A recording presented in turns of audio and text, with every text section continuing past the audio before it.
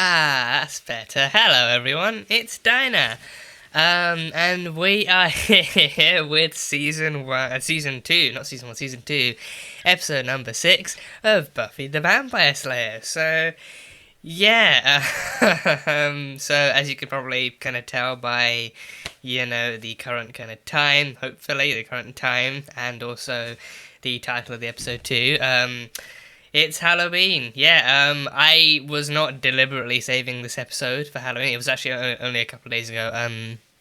After I actually put the episode, after I put the previous episode up, I actually kind of had to Google the title for the video, and then I found out that like in the corner it said, episode 6 is actually Halloween. So I was like, well, what a coincidence that is. That's seemingly perfect for like the kind of coming weekend and everything. So.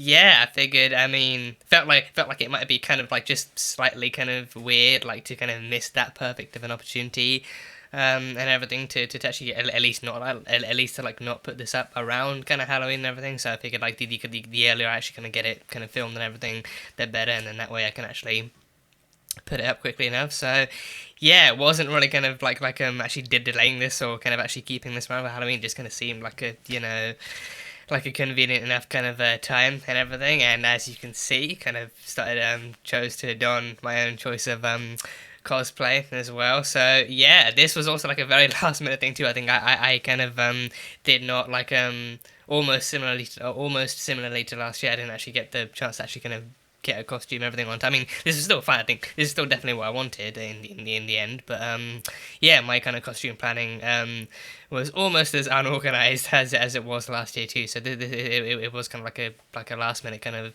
purchase and everything that still managed to come in time. So that's great and a perfect way for me to deal with the loss and kind of emotional kind of baggage I've been dealing with since last weekend. So it's pretty kind of it's a choice that's very, very close to the heart. So yeah, Halloween. So yeah, this is going to be like a Halloween, potentially a Halloween themed episode. I mean, with Buffy, I think it's kind of it's predominantly and like it's just kind of like it's driven enough by horror and kind of like creepiness within episodes that like the entire show could be something if you want that you could kind of binge over October. If you want to binge it over Halloween month, then you probably could, if you have that much free time to dedicate to it and everything. So yeah, but so I think in general the show is kind of driven by horror enough. So I think I don't know exactly how much more specifically kind of scary or Halloweeny this could be. I mean, it could be Halloween themed, like with costumes and pumpkins and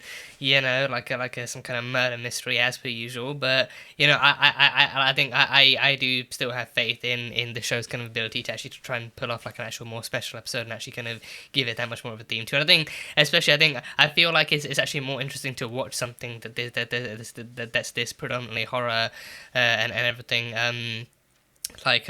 To watch something that's this predominantly horror to actually pull off like an actual even more kind of themed and even more kind of Halloween driven kind of story too. So yeah, like Buffy and the gang dressing up for Halloween and still actually having to wade through a sea of other people dressed as monsters and stuff. To get to the real monster. I mean, don't even know how many people might be dressing up as monsters. Who could exactly think that the Doctor is not a monster by any means either. So I think people definitely dress up as some people do dress up as monsters, but then you get like superheroes and characters from like the least scary kind of things, so it's just like just costumes and cosplay in general is a great time. I think this actually is this my first time dressing up. I think not even just on the channel, but I think in general I think no, well, I don't know, I think I had like a costume or two when I was a kid. None that I really fully kind of liked, but I think I had a costume or two when I was a kid. But then all throughout my adolescence, I think I never really kind of really bothered too much or really kind of had the opportunity to put something together that properly resembled who I was going for. So I think this might be my first time, at least in a long, long time, that I'm actually able to fully and properly resemble who I want to resemble and actually dress up and everything. So that'll be a good thing to do for the video too. I did want to do like a live stream as well, so I don't know if I might still be able to do that tomorrow. I really didn't want to really mention it, like to avoid kind of you know, setting up kind of like false opportunities or anything. But I don't know, if I can, then probably kind of later on in the evening, I might do that. Maybe play a scary game or something, or just have a little hangabout kind of, you know, Halloween-y kind of chat or something. I don't know. I considered it, but then I figured, oh yeah, this episode of Buffy is actually Halloween themed, or at least it's Halloween titled. So yeah, seems like a perfect opportunity for Buffy to say too. So like a show like this to actually do like something that's like Halloween-y. I'd be surprised if there's like a Christmas themed episode too. Like if they're just gonna cover most, if not all, the kind of festivities, or at least all the Western ones anyway. So yeah, I guess we can see. So yeah, happy Halloween as well. Happy Halloween, wherever you are in the world, whenever you are, whenever you're watching this. If you're watching this on Halloween night or soon afterwards, hopefully you're able to watch this on Halloween night. You know, on this end and on your end too. So yeah, you know, hopefully you got loads of candy and, you know, you're having a safe night and taking care of yourself and enjoying all that candy and everything. So yeah, now it's time for us to enjoy a whole new episode of Buffy together. So yeah, last time we had episode number 5, of course, which was the reptile boy, the hey reptile boy. Well, I think that was Buffy's line in the episode. It was called Reptile Boy, and it was to do with the frat boy group that sacrificed girls to a demonic snake in return for wealth and power and influence and all that kind of usual frat boy stuff and everything. So yeah, they'd been doing it for a while, and even their kind of predecessors had actually kind of kickstarted the whole thing and carried it on as part of their kind of very twisted legacy and everything. So the episode ended with the snake dying, and then even the history of Delta Zeta Kappa actually crumbling down, and everyone higher up and everything, and everyone who had actually sponsored or donated or kind of contributed to it in any way, losing something precious to them. So it was a pretty satisfying and peaceful ending. So that was cool. We had that, and then we had Buffy and Cordelia actually. Cordelia being into Richard and Tom, two of the guys from the group, and actually dragging Buffy along to a party and everything in the hopes of scoring points with them, and, you know, increasing her kind of social influence and social factor and everything, which then led to both of them being kind of drugged and captured and all that kind of stuff. So not so fun on that side. And then yeah, I think pretty much like most of the rest of it was Buffy kind of wrestling with like different kind of emotions and different kind of aspects of her life too, like the professional side with her kind of slaying, and the slaying getting in the way of her kind of personal life and her social life and everything, and then not being able to kind of sort things out with Angel because he's just so cryptic and so reluctant and resistant to actually like actually doing anything with her that's like resembles a relationship or like any kind of social connection and everything. So that was an interesting look into her life in this season. So yeah, plenty of stuff going on. So yeah, from what I remember, that is pretty much most of what happened, besides from some other tidbits and everything. So yeah, on to season 2, episode 6, Halloween. Let's go. That's a cool pumpkin. Oh, that's a dead pumpkin. Buffy, you killed a pumpkin? Really? Is that garlic? Or just throw pumpkins? I just throw pumpkins. Yeet pumpkins at him. Oh, damn. Whoa, who's filming? Who's filming Buffy versus a vampire? It's another vampire. Vampires? Wait, they can show up on cameras? They don't have reflections. How can they show up on cameras? Pretty sure digital ones still use mirrors inside them, don't they? I don't think vampires should show up on camera. Damn, oof. She looks good though. Like, I think she's wearing like a leather jacket and everything with the jeans and stuff. Oh, there we go. Ooh, a nice new death effect. Really curious to see who the gang might dress up as. Like if there's any obvious indicators towards their personalities, like if they dress up as characters. Wonder what characters are in this universe too, like if they actually have pop culture, like, because we saw Indian TV last time, so that was pretty kind of niche, but wonder if they have like Scooby-Doo. It would be the most ironic thing if they actually have Scooby-Doo in this, in some way, because the cartoon's gotta be a thing, you know, or they're like superheroes they can dress up as. I'd really want to see Sarah Michelle Gellar dressed up as Wonder Woman. I'd really, you know. I love the hair. It just screams street urchin. You know what? Come on, you know Cordelia just winds you up. You know what I think about? Ambush tactics. Beheading. Not exactly the stuff dreams are made of. Well, I mean, he'll take you even with those dreams, so what does that tell you? You're volunteering. But I have to get to class. I don't think that's how volunteering works. You just force someone out past you and say, hey, you're volunteering. No exceptions. A bunch of little kids need people to take them trick-or-treating. Ah, so it's like Sign up and get your own chaperoning. pack of sugar-hyped little runts for the night. Ah. The program starts at 4. The children have to be back at 6. Guess you just dress up as a Slayer? Like, yeah, gotta dress up for... Oh, both of them too. Yeah, the whole crew. They all got a chaperone. The one night a year things are supposed to be quiet for me. Well, I figured it'd be a big old vamp scarapalooza. That'd be the ultimate Giles. time to come out. I heard some guy say she was fast. I hope you mean like the wind. Yeah, you know what I mean. First? That's my friend you're talking about. Oh, yeah? Oh, he means like, what, sexually? Something damn manly. Oh, yes, Buffy. A black guy heals, Buffy, but cowardice has an unlimited shelf life. Oh, thanks. Thanks a lot for your help. Oh, right, this is the 90s. Come on, who wouldn't want Buffy in their corner like that? It's too bad we can't sneak a look at the Watcher diaries and read up on Angel. It would be wrong. Buffy and Willow, are you gonna do some sleuthing? I love that, there's two faces popping up in the hole. You can't keep me in the dark any longer. Look at me when I talk to you. I really don't have time for these Miss games. Calendar said you were a babe. Oh my god. Buffy, you're playing a dangerous game here. Hunk of burning. You're playing a very dangerous game here.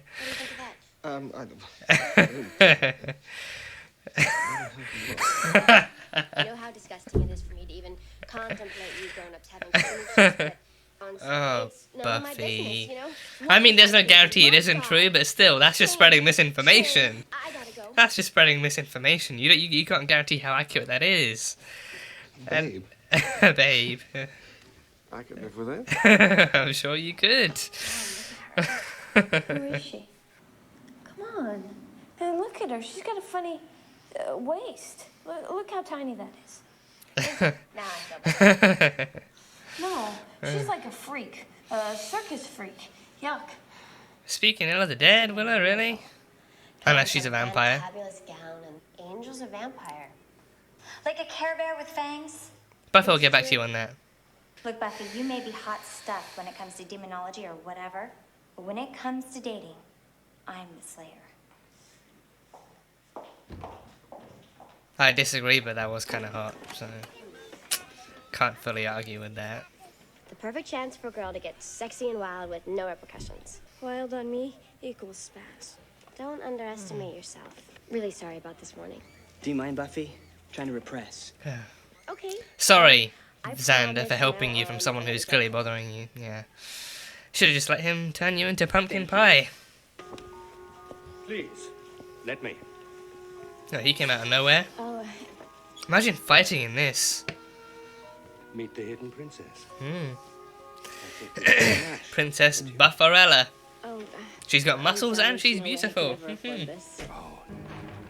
Rewind. Ah, he was filming it for Spike. Okay. Yeah, I was gonna say Drusilla looks like she could be the woman in that book. Yeah. Nothing happens on Halloween. Someone's come to change it all. There's a new vampire in town?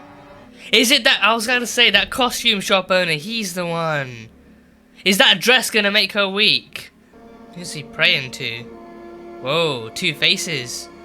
A statue with two faces, oh. Does he know about Whoa. Nope. She looks The good. Maximus passed. I'll show him I can cooperate. Even as a brunette, she looks fucking amazing. Okay, Willow, come out. You can't hide in there all night. Oh, how does Willow look?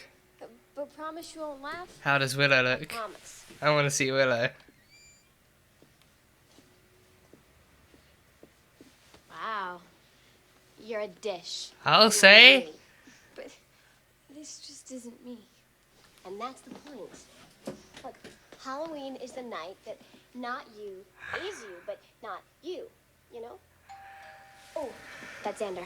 Oh my god, I'm quite literally lost for words. I need a drink. I need a fucking drink.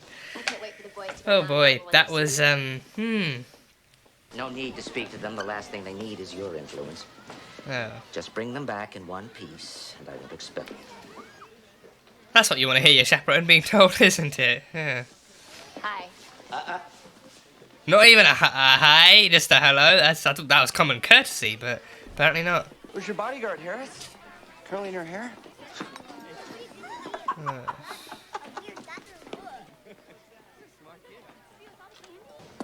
Oh! Sorry. Sorry. I'm sorry. Sorry. Sorry. Oh, Willow and Oz, unbeknownst to each other. Okay, on sleazing Huh. extra. She must be stopped. Toothbrushes Let's say one more on time. Halloween. That's I'll just have to taking give the it a corner to piss.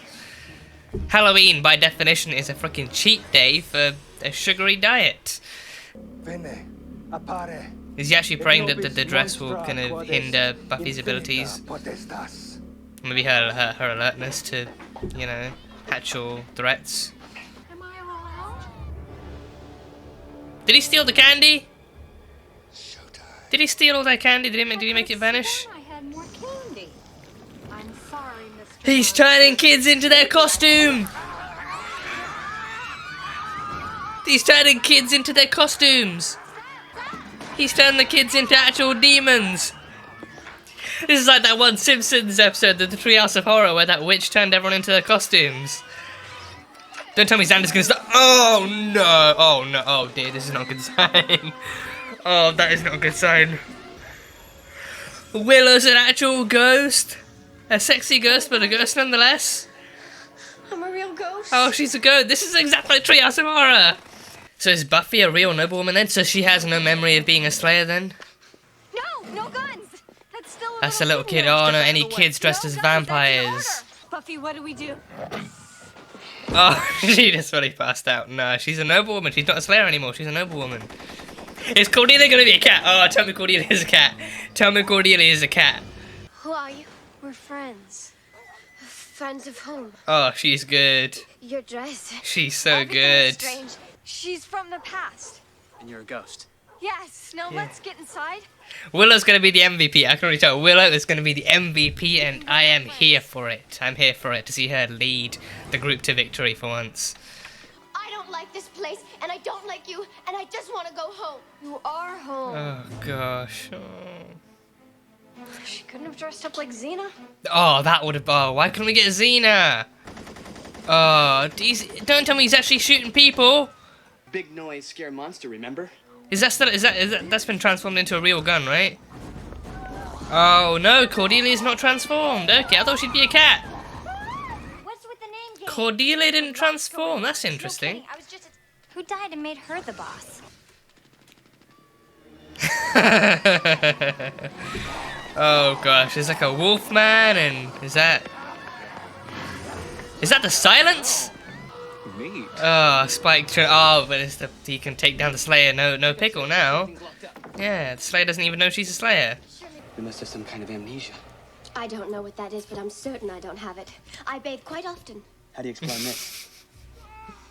I wasn't meant to understand things. I'm just meant to look pretty, and then someone nice will marry me. Possibly a bear.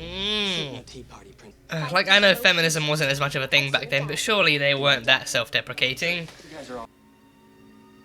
Yeah. Giles can take down the shopkeeper. Whoa!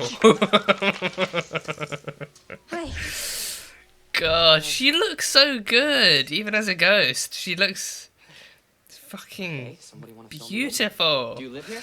You take the princess and secure the kitchen. Catwoman, you're with me. Catwoman. But I don't want to go with you. I like the man with the musket. Do you have a musket? No, he has fangs. 10 times better. Oh no. Oh dear. Oh dearie me. Get me a steak! Not the animal kind. Please, not the animal kind. A knife, that'll work. Hurry up! Oh, don't attack, Angel. Buffy, no! No, she's just running. She's fleeing the scene. Oh I don't even know gosh. what I'm looking for. Oh, this is just chaos. This is chaos. The ghost of what exactly? Well, this is nothing. You should Slutty see what Velma? Cordelia was wearing. Why not Cordelia? I was so looking forward to Cat Cordelia. Party time. A new place, Ethan. A new place. Oh, that's it's a new place. The shopkeeper just came in. That's what Drusilla meant as well. A pirate. Oh, an actual pirate. Is that the guy who was picking on Xander? Is that him? Hello, Ripper. Ripper? What? You two know each other? You have special names? Oh, yeah. Now Xander's time to shine. Damn, Xander's holding his own as a soldier. As a soldier, he's... It's strange, but You know. beating up that pirate gave me a weird sense of closure.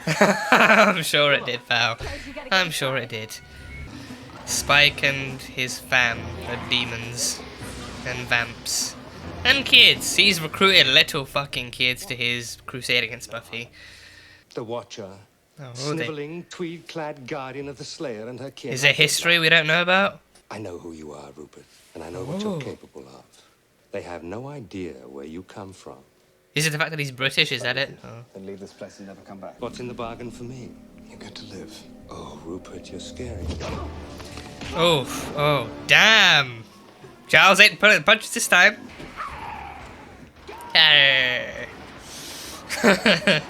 Break its statue. Great.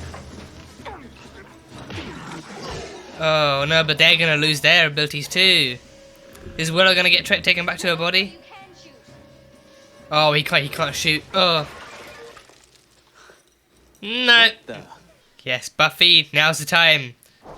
There we go. I'm home. Oh, there we go. Yes.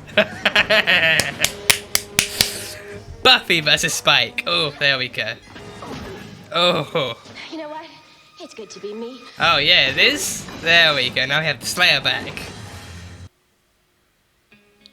Embrace it, Willow. Embrace it. You look amazing. You look just mwah, amazing. Embrace it. Oh, Oz. Is he gonna see Willow? He's gonna see Willow. I hated the girls back then. Huh. Especially the noble women. Huh. Oh, would you look at that? They're just incredibly dull. Everyone's got a type. Ugly morons, a lot of them. Hey, a second kiss. This would be their second kiss, right? Or the third? They're kissing. That's what counts. They're kissing. So, yeah. Did leave something behind? A picture, maybe? Be seeing you. Oh. Oh, that's a very intense look into the camera. Of. Damn. Okay, so yeah, that was a lot of fun. That was a lot more fun than I was honestly expecting it to be.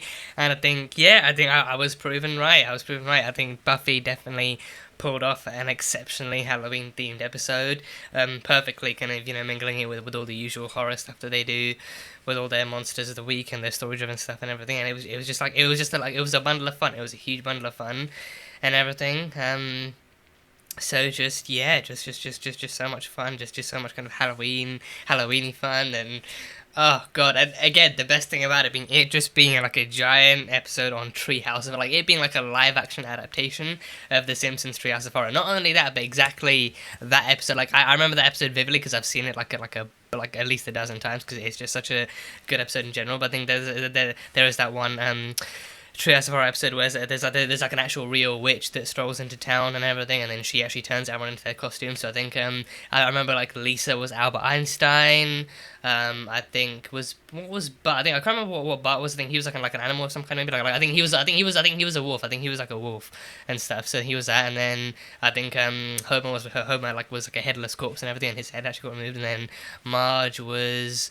Can't remember what Marge was. I think she had like a lot of hair. I think like more than she usually does. So she had that, and then so there was that. And then I think one of the doctors was like a vampire, and then there were ghosts, and just everyone dressed up as. I think people did kind of like most of them did dress up as like scary stuff too. So yeah, it was just so much. It was just such a fun episode. So I think them doing like a live action adaptation of that for this episode, honestly, I can't currently think of like a better plot for like a Halloween themed Buffy episode if I tried, because it's just such a, the concept alone is great, as The Simpsons so eloquently proved as well in like animated form too. But with this one, I think because I think that one is also like a, from what I remember of the animation style too, I think that one is definitely like a post 2000, maybe post 2010 kind of episode. So I think, you know, even for them, like with animation, I think that they could very easily draw people being like all sorts of wacky kind of things and having very, very gory costumes. So with this one, I think they kept it fairly simplistic. I think the most kind of monstrous things we saw were like demons and vampires. I think there were no kind of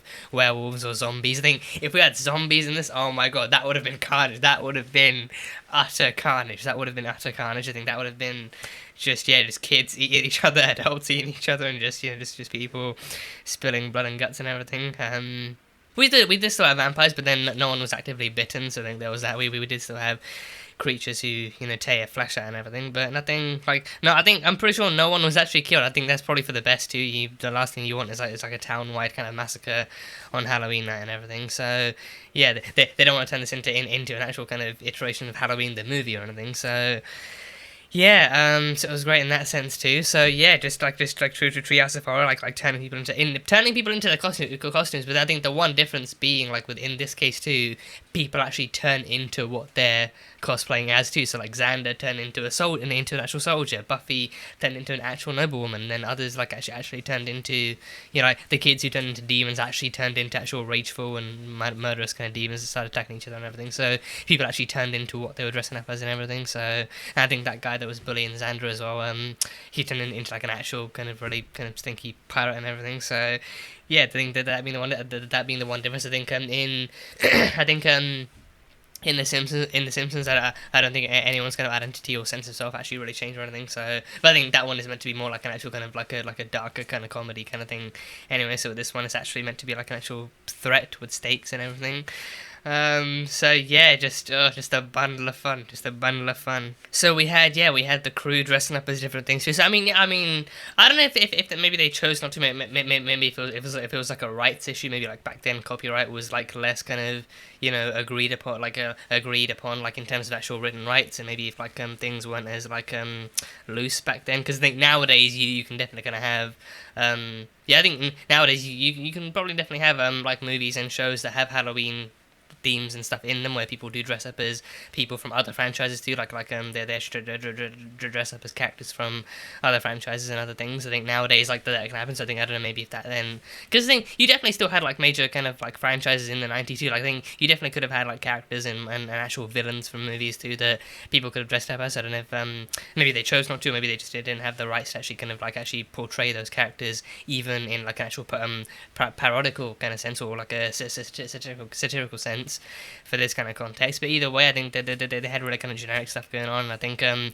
feel like I'm not entirely sure exactly when like that would have actually like became a thing, because I feel like maybe like to start off with, Halloween was known like for a time where you like actually dress up as like an actual scary monster, because then nowadays like even me, I'm dressed as the Doctor, so the Doctor isn't like a particularly scary or villainous kind of figure. Has dark moments, sure, but isn't a particularly kind of villainous kind of figure. I think people dress up as like superheroes and perfectly normal human good people from different shows. I think nowadays you can have like a nice enough mixture where people dress up, some people dress up as monsters and other people dress up as actual kind of characters. I think kind of wondering like when and where the kind of line might have blurred, because I feel like maybe the first time you did it would actually have been like an actual cool and creative idea, but nowadays it's actually more encouraged. I think people do cosplay in general anyway outside of Halloween, so maybe that kind of integrates well enough into it too. So kind of wondering like when and where the kind of lines would have been blurred, where it's like, oh, you can dress up as whatever you want, instead of it being like an actual,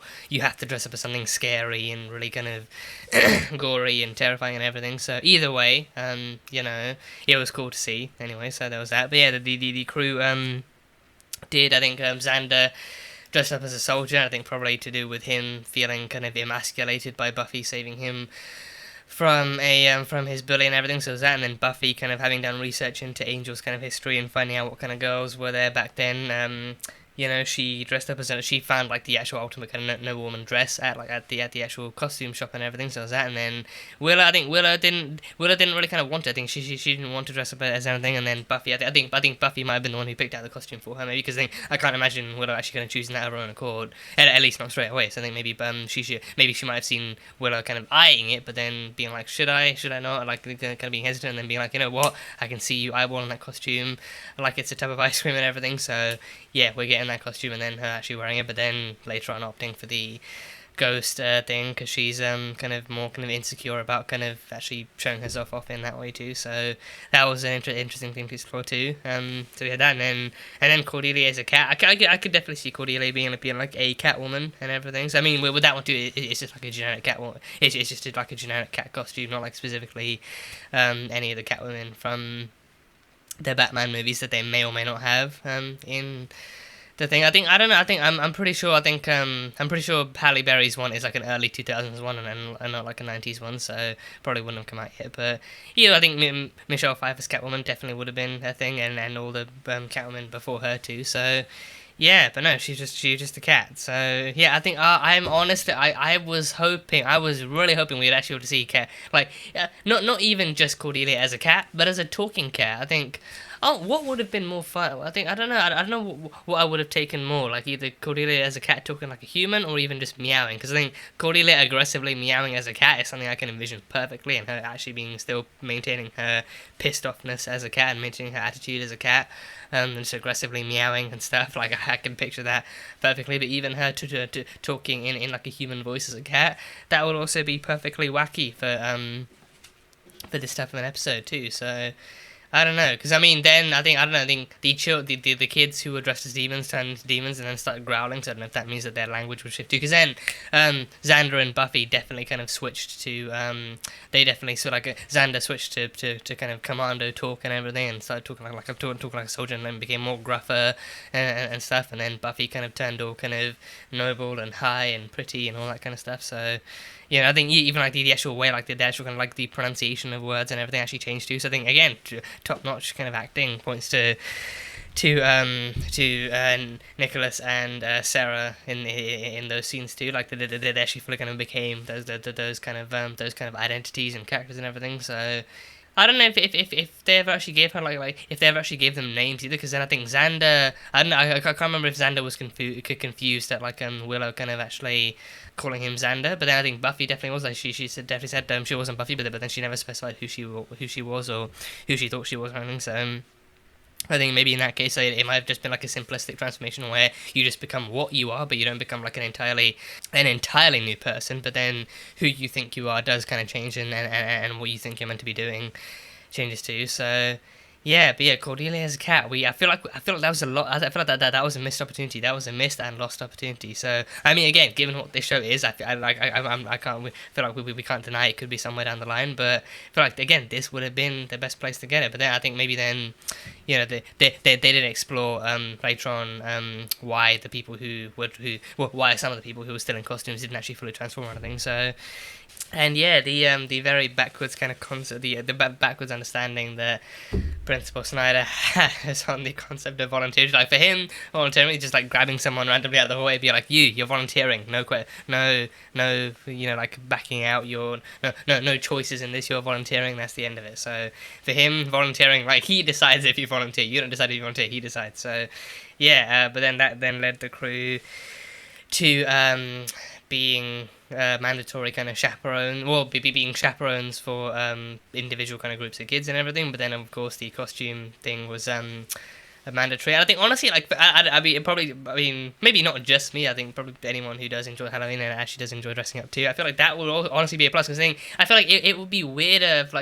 It would have been probably weirder for them to actually dress up in normal clothes and actually be with kids who were not dressed up, who actually dress up in it. I feel like it actually being dressed up actually makes more sense, and I think it offers kind of more kind of fun towards it too. Because then I think easy for me. I think dressing up is the one of the more fun parts of Halloween and everything. And I think probably for that reason too, I think for that reason among others too, I think I just have like a huge level of admiration for actual kind of cosplayers and stuff, and especially people who actually do manage to make their own costumes too, whether it's actually making it from scratch or even actually assembling kind of like bits and pieces from here and there, and actually kind of putting together like an actual whole kind of ensemble. Like just people who cosplay, I just have just my utmost respect and appreciation and admiration and everything. Like just I think because some people kind of do make costumes that actively take like months upon months to prepare and everything. And stuff. So just like I think I don't know if I could ever actually kind of pull something like that off one day, but I don't know. Like I think for now I think even this actually does actually fit fine and work fine and gets the point across and everything. So yeah. And yeah, I mean, apparently, Giles' logic that like Halloween is supposed to be like an actual quieter and calmer night, to me doesn't make sense. Like, because I mean, I can't remember if I've actually seen it happen before in other stuff, but I feel like, you know, it kind of makes more sense to me that like on Halloween monsters would be on free reign to come out, because then they blend in like so easily. Like actual monsters would be able to blend in among like a sea of people dressed up as monsters so easily, and I think anything could happen now. And it's like also like people, like all the more people actively coming out during the night, like be walking up and down the street and parties going on, like just free reign people. I mean, I feel like maybe on the one hand then, because I think monsters are also known to be far more stealthy too, you know, and like actually kind of like operating from the shadows and actually picking people out, and actually picking people out like when they're alone and isolated. So then that might not be as possible on Halloween either. You know, that's also like a reason I need to actually get into the Halloween movies too, because I'm really fucking curious how Michael actually gets something done when there are people out and about too. Like I think he definitely must actually have to wait until someone's actually isolated and alone and all that kind of stuff. So I mean, in general, I've heard that franchise is great, so I think that's definitely like a series I need to get into. You'd think I would have prepared something about that for Halloween for now, but you know, it's me, so you know. So yeah, no, but on the one hand it does make sense, like maybe it's actually too busy and too noisy, and then they can't really gonna be as creepy and stuff as they want to. But then yeah, on the other hand, it's like you know, like all the more of their potential victims are actually gonna come out and be free reign and all that kind of stuff. But then busier people are together, so I guess it's like a, you know, it's like a bag of raffles. Like you either win some or you don't, or you either get to succeed as a monster during that kind of time or you don't. So.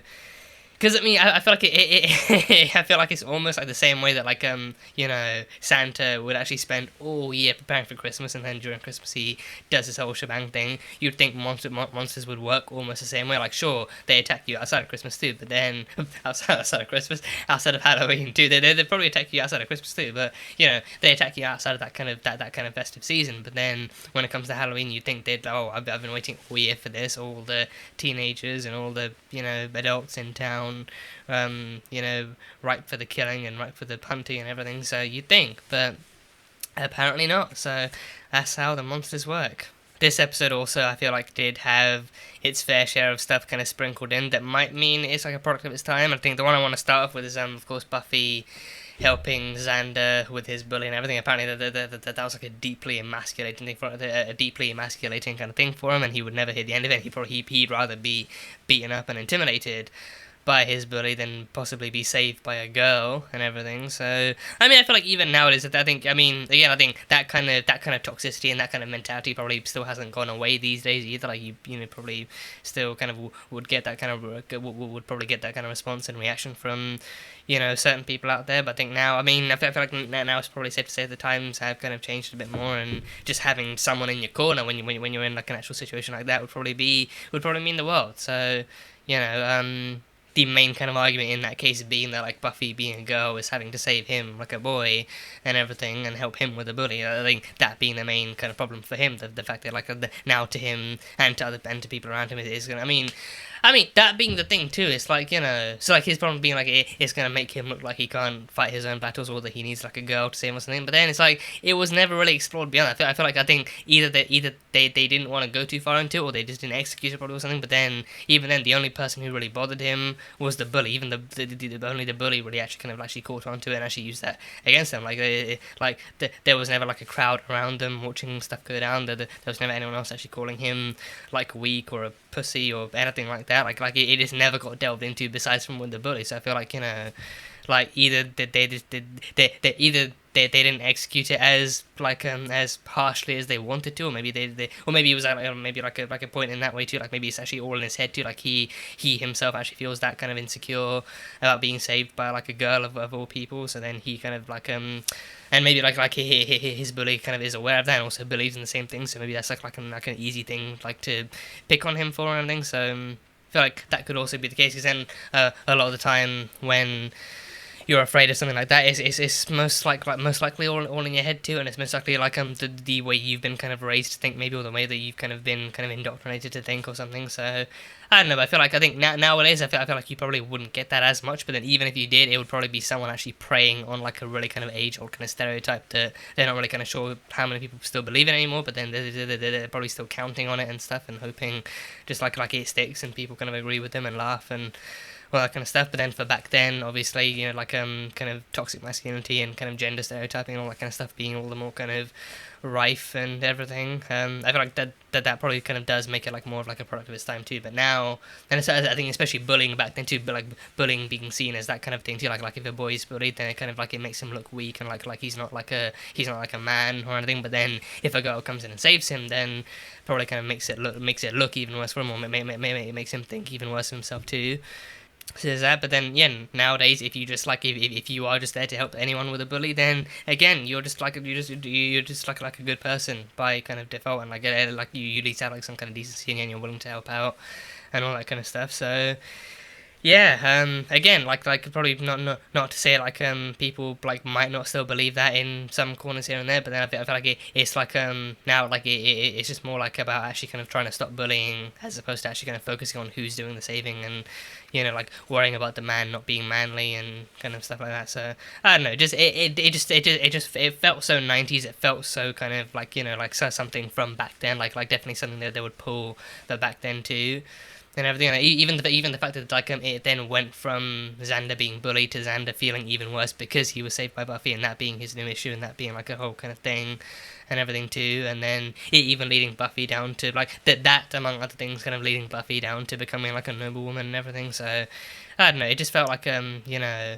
Well, I do wonder maybe if the creator himself actually kind of had some, you know, like some kind of like input in that, like maybe if that's the way that he sees that whole situation too, or something. I don't know, but yeah. Either way, just felt very 90s and very, you know. So yeah, that was that. And then yeah, it was also interesting to see Buffy doing like some really secret kind of research on like on the girls and the women from Angel's time, and seeing what he would have been into back then, because maybe like he's just not kind of used to women of the future, or maybe like the present day or something. So I mean, yeah, I don't know, like I feel like given this is Buffy's show, given this is Buffy's show, we might only see, and rightfully so, what like Angel's time was in his actual show, and like that would be the show to explore his past, to explore where he comes from, to explore how he's been over the years and how he's adapted, and what his kind of interests and what his kind of like history has been like, both romantically and socially and everything. So yeah, for now here we see whatever Angel's like from Buffy's perspective, and you know, like from like a kind of like a more distant kind of thing of like him kind of very distantly being connected to Buffy and everything. So there's that bit, but her still doing research and finding out like what goes on, like I think in the 18th century, I think it was. I think in I can't remember exactly what the date was in the notebook. But I think Willow might have still used that to reference Buffy turning into the noble woman that she did when she wore the dress and everything. So I think it was like 1877 or like 1777 or something. So yeah, then I think women back in those days too, like would have been like far more dependent on the men in their lives, and far less kind of had far less actual freedom and independence, like, you know, like feminism back then probably barely even a concept, and actually just like, you know, like, I think it relied so much more on like actual kind of like patriarchal and heteronormative kind of submissive kind of like structures for men and women to actually abide by and everything. So like the woman of that time, as Angel himself actually kind of confessed to in the end too, like he wasn't into them, like they were too kind of mundane and too kind of strict and too kind of, you know, like almost like repressive for him, and like even in his own words, they were boring and everything. So he actually wanted someone who was a bit more exciting and a bit more adventurous and everything. So, but yeah, so then that was interesting, and then actually seeing Buffy turn into that when we're in the costume. And again, Sarah Michelle Gellar, like her acting for that like even for that kind of like a minimal kind of role within this episode alone was just on point too. Like her going from a fierce and badass and fearless kind of slayer to a timid, kind of softer, more gentle kind of woman who's terrified by almost anything too, like her being afraid of seeing Willow face with a wall, and being just shit your pants, terrified of Angel's vampire face and everything, and just kind of being just being the kind of fictitious kind of noblewoman that she was. I think her acting for that was great, and then of course that transition of going from that back to Buffy again to fight Spike in the end was just great. It was really, really great. So interesting, kind of like just seeing Buffy actually kind of investigating that and seeing like maybe wondering if like if him being now in the present and actually having to adapt to an all new different type of women and like a different type of society would have been the problem too. Because I mean, is there really any telling like if Sunnydale is like the first kind of time he's actually if now is the first time he's actually kind of come out into society again? Because then as of yet there's no telling exactly how long he's been in hiding, so there's no telling exactly like how much he actually is adapting to society, but how much he's adapting to society compared to how much he's adapting to actually interacting with people again. And also Buffy's probably the first person he's been into and actually been with for a very, very long time, so he probably doesn't fully know how to actually navigate a relationship again either, especially as a vampire too. So there's that, and then her being a slayer too, like both of them being like the way they are too. So I don't know, just interesting seeing how both of them kind of like differed in their presentations of like actual kind of partners and everything, and seeing how Buffy kind of got used to kind of wanting to be someone that Angel probably kind of actually be into and actually be interested in and everything, and then Angel reassured her in the end with a lot of kisses too that she was just alright. So that was cool. And then yeah, we had Ethan Rayne, according to Giles. Ethan Rayne, like he was actually the new person. Even Drusilla called it too. Even Drusilla envisioned and prophesized it too, like a new player had come into town. So that was why everything was changing, and then Buffy would be easier to defeat because of him too. So I had a feeling from the get-go, because I don't know if anyone was actually on the actual kind of checkout point or anything, but then he literally came out of nowhere, like from behind like a few curtains, and I think he zip-lined straight for Buffy too, like almost as if like as soon as he sensed that Buffy was in the shop and she picked the perfect outfit for her to be weakened in under his incantations, then he just kind of like just zip-lined straight towards her. Screw all the other customers, they probably got someone looking out for them already, but then felt a bit weird, and then later on it being confirmed that he's actually like a very, very kind of like a ritualistic kind of like a devotee to Janus, I believe Giles called it, the Roman kind of mythological god of some kind too. So I think apparently the god who has the ability to, if prayed to, then they can actually turn people into their costumes. So yeah, and reforge their kind of their mentalities and their identities entirely. So that was the whole thing. So Ethan Rayne, yeah. So they established that it's because Cordelia got her costume from a different shop. So like her costume was from like a non-dodgy shop, or run by a non-dodgy shopkeeper and everything. So Ethan was the actual kind of dodgy guy who was actually doing this to all the costumes pretty much, and stuff. So even kind of Willow's one. But then like how and why Willow remembered? I mean, well, I guess maybe she wasn't actively pretending to be something else. I think she was pretending to be a ghost, but then she wasn't specifically dressing up as like an actual dead girl or dressing up as like a ghost with a backstory or anything. So then because of that, she probably maintained herself. But then like a ghost could be anything. But then I guess maybe like. Yeah, I mean, I guess, like, with like, a soldier, like, that's still, like, an actual living person with, like, an actual potential backstory, so then maybe that's why Xander turned, and then, well, I think probably then, because, Willow was trying to hide herself. Willow was actually trying to hide herself, but then she was still giving off, like, even dressed as a ghost, she was still giving off, like, a really blank and mundane kind of appearance, like, it was just, like a random ghost, like, no name, no identity, no history or anything, but then, Xander and Buffy were actively trying to be other people and actively trying to be people that they actually wanted to embody. Like, as Xander wanted to be stronger and more capable and braver by dressing up as a soldier and everything.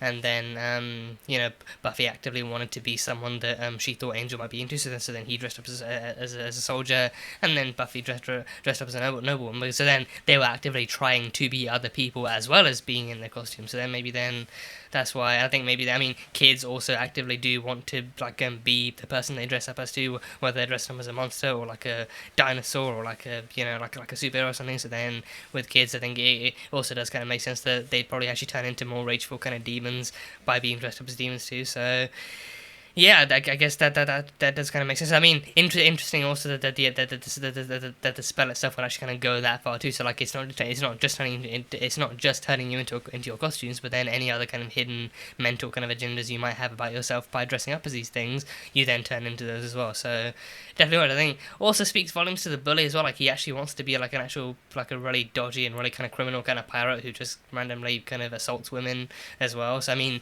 he had no problems actually. I mean, he was also into Buffy to begin with too, but then just in like a much more kind of vulgar way, like actually being sexually into her and probably only wanting to be with her for that too. So, and even like his mindset on Buffy thinking that she was actually fast or something. So there was all that kind of stuff. So actually, just seeing her as a little more than actually like an actual potential kind of sexual partner, as opposed to like an actual human being as well. So that was his whole mindset. So there was that. I think then Cordelia actually not turning into a cat then was because she actually got her costume from like a different place. But then if she had turned, I feel like she'd also kind of be as pesky and as probably as agile and as also as kind of as snarky and as sarcastic as like an actual cat too, and everything. So you know, but also like extra points on the actual missed opportunity thing there too. So.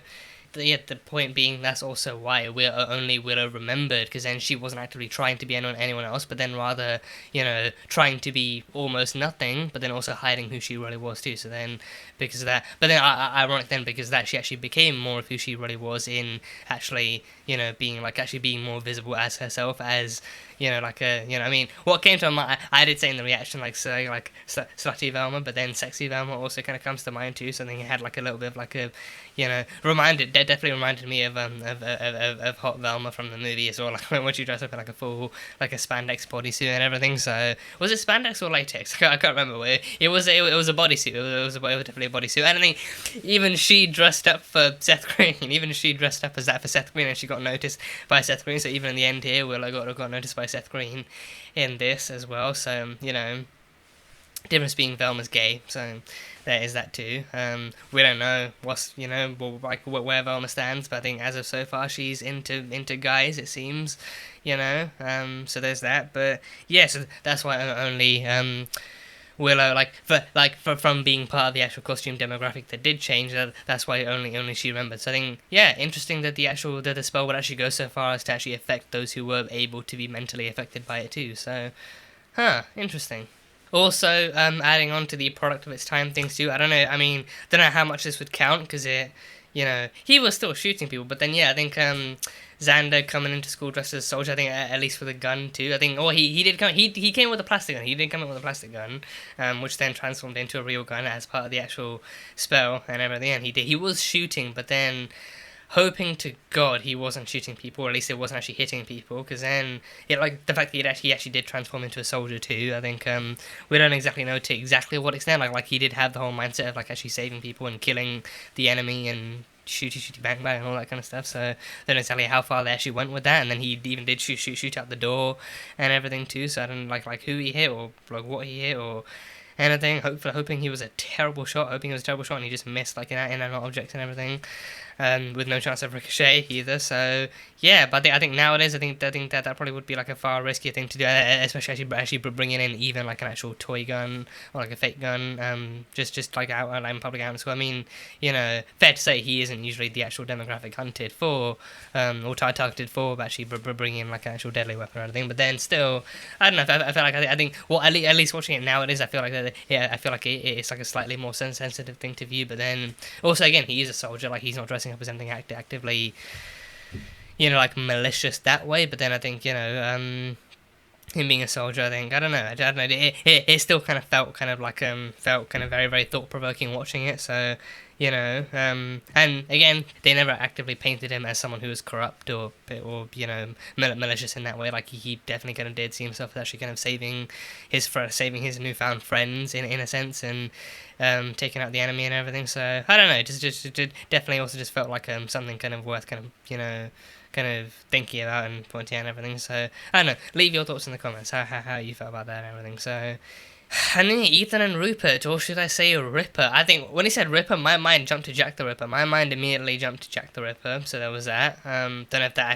that has any actual kind of bearing on why he calls him Ripper, or if like it's just like if he's just referring to him as like an actual adjective turn nickname. Or anything, because I mean, Jack the Ripper. I mean, I feel like that was less of like an actual nickname as opposed to like an actual pseudonym dubbed onto him by the press and the public and the police and everything. With Jack the Ripper, because then I'm pretty sure he did mutilate the bodies of the women he killed and everything. So that's why like he literally ripped them apart and everything. So with this one, I don't know if the same concept could apply here or anything. But you know. Yeah, he knew him as a Ripper, but then he also called him Rupert too. And I think I can't tell if he actually did have like an actual American accent in the beginning when he was actually talking with Buffy and the group and everything. I can't remember if he actually did have one there, but then he switched to an English accent. Later down the line, well, once his true colours were revealed to the audience as like an actual ritualistic kind of guy and everything, so I can't tell. But I think either way, by the end of it, he did have his English accent, and then he did actually fully reveal himself as like not only the antagonist, but then also an old potential adversary of Giles's. So that's interesting. I'm pretty sure we literally have not actually met anyone from Giles's past as of yet either. Like the only other connection we've had to Giles so far is Miss Calendar, who we haven't seen in a while. We haven't had any Jenny Calendar in a while, and that is upsetting to me. That's upsetting for me. So hoping to see some Jenny very, very soon. The one reference we had was Buffy spreading misinformation in this episode too, like her claiming that she called Giles a babe and that he was like a smouldering hunk of something and everything. So there was that. So like her just spreading misinformation and then just promptly leaving the scene with Willow and everything. So there was that. Jenny is the only other kind of connection we've had with him. But now we have Ethan Rayne too. So someone who also knows that he is a Watcher too. So either they come from the same kind of academy of Watchers, if there is such a thing, or maybe and maybe it's like I wonder maybe if it could be like an actual relationship, kind of like reminiscent of the Doctor and the Master. Like maybe if Giles is like the Doctor in this case, and then Ethan might be the Master. Like maybe someone who actually strayed towards the dark side and never looked back or something. So it did definitely kind of felt like I was actually getting those kind of vibes in a sense. So you know, it does feel like that way. Like the Watcher essentially being like a Time Lord in the sense that like a new one, like there are multiple Watchers, but then it's not like they're incarnations of each other. But then they all serve the same purpose, and they all kind of mentor like different kind of different slayers each time. So there's that. But then an academy of Watchers, or like a council of Watchers or something like that.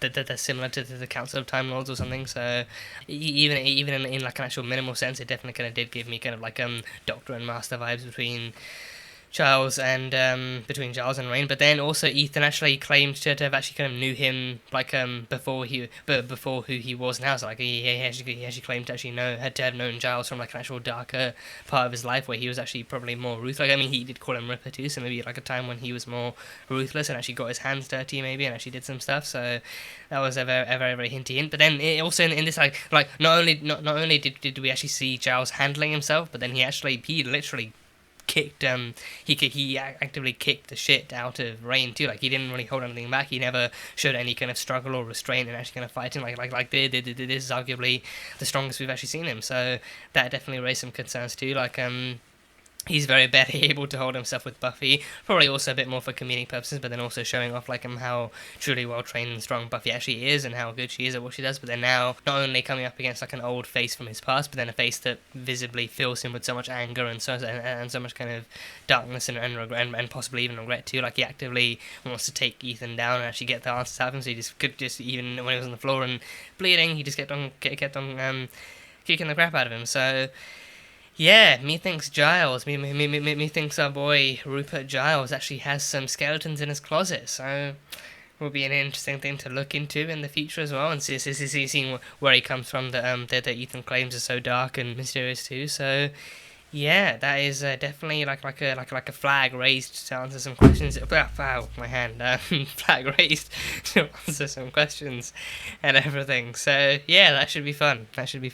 And I think it definitely is all the more interesting too. I think because I wonder maybe if that dark stuff that Ethan claims that Giles did is actually part of being the Watcher, or maybe if that's just like a part of like something he did, you know, that could be loosely connected to being a Watcher even, because then I mean, unless he has like some other kind of dark past of actually being like a criminal, or like if he actually had like a more violent past unconnected to disconnected from the actual Watcher stuff that he actually did, or because I mean he knows he's a Watcher, so I don't know if he actually just knows that like maybe he actually went down that path while Ethan went another way, or maybe if he actually knows what the Watchers are and what that world is and he's actually familiar with it. I mean he clearly is, because then he was praying to like Janus and doing all sorts of Latin incantations and turning people into freaking monsters and everything, so he clearly knows about this world. But then whether or not Ethan actually knows, I mean, wouldn't be. I mean, if they do have as similar of a relationship as to the Doctor and the Master, then it probably wouldn't be completely implausible to think that they came from the same place, but then kind of strayed down different paths and went down different ways and everything. So. I'm kind of curious. I think also like also would make the Doctor kind of that much more kind of like would make thingy Giles that much more like the Doctor will, with the Doctor having temporarily kind of had that kind of past where he actually did destroy Gallifrey and genocide his entire race and most of the Daleks and everything and stuff, and then, you know, kind of try to move on from that, but then it still kind of kept on coming back to him and everything, so it would be like an interesting parallel there. And then of course Rayne kind of just being as ruthless and as mischievous and as evil and controlling as he is too, like the Master turns the entire human race into the Master race, and then Ethan turns people into their costumes and sends them all wild and just, you know, like harasses the town that way. So I don't know, I feel like there's a lot of parallels here, and it's not just because I'm wearing this, it actually generally is kind of popping up into my head and everything. So I don't know, it definitely is going to be interesting to actually kind of look into it and see exactly what that leads to and how much more of that we get to explore and everything. So yeah, should be fun. And I think maybe finally, Spike studying Buffy. So then we see exactly what the actual footage in the beginning was. So I think maybe then that was more maybe like an actual test run kind of thing. You know, like maybe him sending his like most kind of average maybe vampire to actually fight Buffy, knowing she could handle it, but then actually studying, actually then watching the tape back and everything, and actually seeing how she works and how she fights and how she moves and everything, and actually seeing what she's like. So him getting to know his opponent and everything, actually knowing his enemy before he fights her. So again, I mean, this isn't Spike's rodeo by any means. I think that there's probably no doubt that he's actually done this with almost every other Slayer he's fought after the first one, so he knows what he's doing, he knows what he's getting himself into. But then this is also I think there was never any confirmation with how old the Slayers he killed previously were either, so I think don't know, they're also like a good enough chance that maybe this also might be the youngest he's ever faced, and also one in her prime too, one in her physical and kind of like mental kind of prime as Slayer, so maybe that much more of a challenge. And also this one having the plot armor of being the literal title character, so you know, if he actually does manage to kill Buffy, similar to how the Master did, then, you know, probably can't have a show called Buffy the Vampire Slayer anymore. So there's that. So him actually studying her, I think, just him also taking advantage of Drusilla's prophecy and going out into the town on the prowl, and actually even actually taking his own vampires and recruiting a couple of the transformed kids and using them to hunt down Buffy and the crew too. That was particularly kind of malicious and also ingenious of him too. So stuff happened. So stuff like that definitely happened. But yeah, I think the final fight and everything going the way it did, like you know, even Angel somehow being restrained by the other vampires kind of seemed kind of odd, because I think it felt like he probably should be able to actually fight them off easily enough. But I don't know, maybe to actually give Buffy the chance to actually kind of have her thunder of actually going from noble woman from the 18th century back to Buffy the Vampire Slayer again, actually kind of whooping his ass after all that too, you know, like him actually literally him snatching the wig off, and then her blonde hair come back in, showcasing it's actually Buffy this time, and her catching him so sweetly off guard and everything. Yeah, definitely a well executed kind of comeback and everything. So yeah, that was really, really cool. And yeah, I think at the very end too, I think it's seeing Willow finally being able to embrace herself and actually embracing her look, and actually just throwing the ghost costume away and actually embracing her and her other costume and everything was really nice to see. And I think that kind of being presented in the way it was too, there was nothing kind of like really kind of vulgar or overly sexualizing about that. It was actually her finally being comfortable wearing those clothes, and as revealing as they were, just being fine and comfortable with those clothes and being comfortable in her body and actually being comfortable showing herself off and everything. So that was really like a really kind of a much more kind of uplifting and positive thing to see too. Even Oz in the end to actually seeking her across the road and be like, who is that girl? I gotta get to know her and stuff. So had like I think that they even actually did bump into each other at the school when she had the ghost costume on. So he did actually kind of bump into her without knowing and everything, and I think she bumped into him without knowing he was into her. So yeah, I'm guessing like an actual introduction and like a meeting might pop up soon or something. So would be interesting to see how that goes. But yeah, I mean, Willow overall being the I called it. I think last episode it was slightly more minor with her finally confronting Giles and Angel on all the shit they'd been putting Buffy through and actually getting them to open their eyes and all that kind of stuff. This episode goes to Willow just just MVP. Just put that as her middle name, Willow MVP Rosenberg. It needs to be her official new name. So even as a ghost, actually gathering people and guiding them to places, and actually trying to get Xander and Buffy to actually kind of reunite, despite what their senses are telling them, and despite how much they're actually lacking their original identities too, like her keeping the group together, guiding them places, and actually kind of getting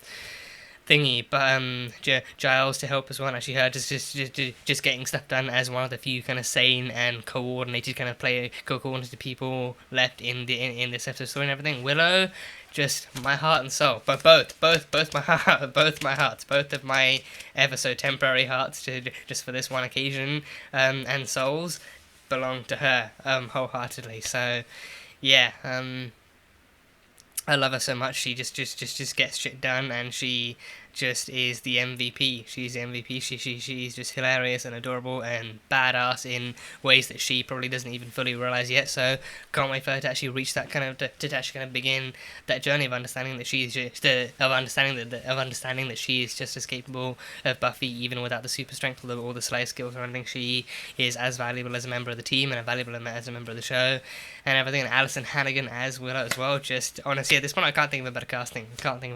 So yeah, just I love Willow Rosenberg. Decreeing it right here. I love Willow Rosenberg. So yeah, but yeah, I think for now that might be it. I think I've not really kind of written much else down. I can't currently recall anything else that I might kind of want to discuss or anything. But as per usual, if you leave your comments down below, and anything I've missed out on, then feel free to let me know. And of course, as always, share your thoughts, how you felt about this as a Halloween episode, and what you thought of all the kind of hijinks and horrors that went down in this episode, and who your favourite was, and who your favourite transformation was, and everything. So yeah, that is pretty much it for now. So thank you guys as always for being here, and for watching this video. If you did enjoy it, then feel free to leave a like and comment on what your thoughts on the episode are, and how you feel about Halloween themed episodes on shows, and how you felt about this one, and if you'd kind of like to see more kind of festively themed episodes from a show like this as well. And everything, then leave it in the comments. For those interested as well, the full-length reaction will be fully available on Patreon, so you can go check that over there. And yeah, for now that is it. So once again, a very happy Halloween to every single one of you. And yeah, so that is it for now. So until the next time, bye bye for now. Got to do a proper goodbye with the good old Sonic as well. So bye bye for now.